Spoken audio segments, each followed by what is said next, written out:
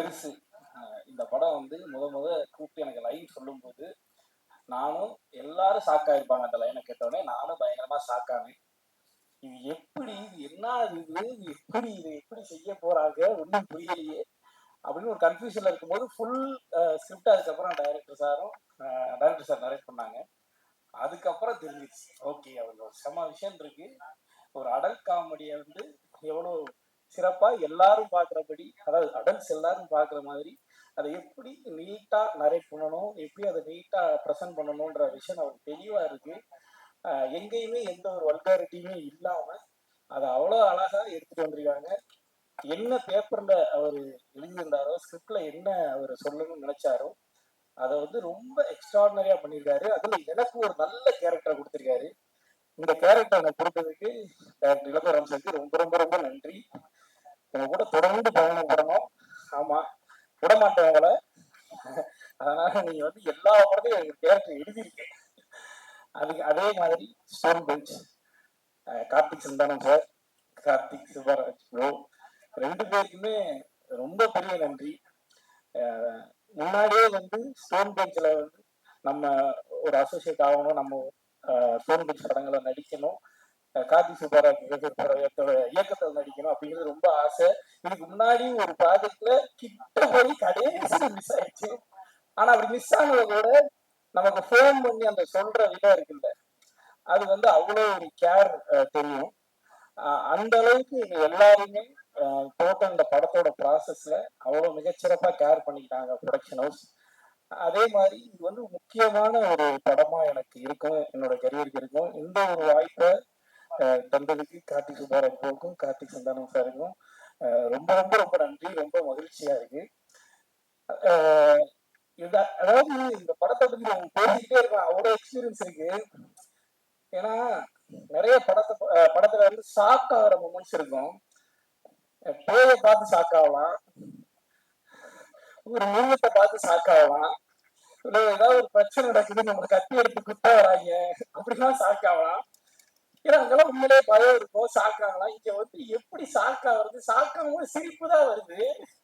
முதல்ல நாங்க ஸ்பாட்ல வந்து சிரிக்காம இருக்கணும், ஆனா பயங்கரமா ஷாக் ஆகணும். அதுக்கு முன்னாடி ஒரு ப்ராசஸ் இருக்கும்.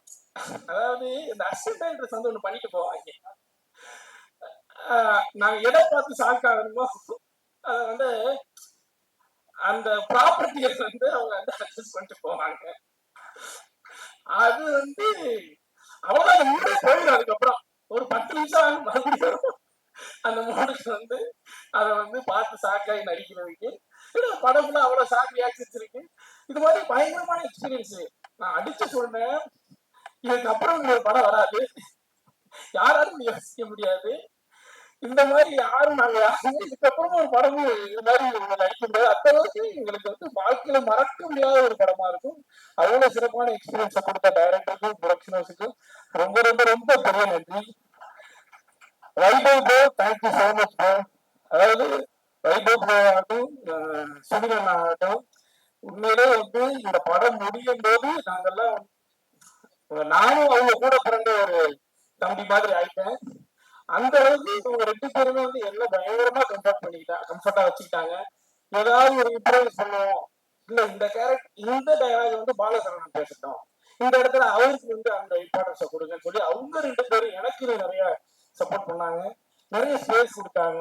அதுக்கு வைபவ் ப்ரோவுக்கும் சுனில் சாருக்கும் ரொம்ப ரொம்ப நன்றி. இன்னொரு ஒரு பெரிய நன்றி நான் டைரக்டர் சாருக்கு சொல்லிக்கிறேன். இவர் ஒரு ஆர்டிஸ்ட் எல்லாருக்குமே ஒரு பெரிய ஃப்ரீடம் கொடுக்குறாரு. அந்த ஃப்ரீடம் வந்து ரொம்ப எக்ஸ்ட்ராடினரியான ஒரு ஃப்ரீடம்.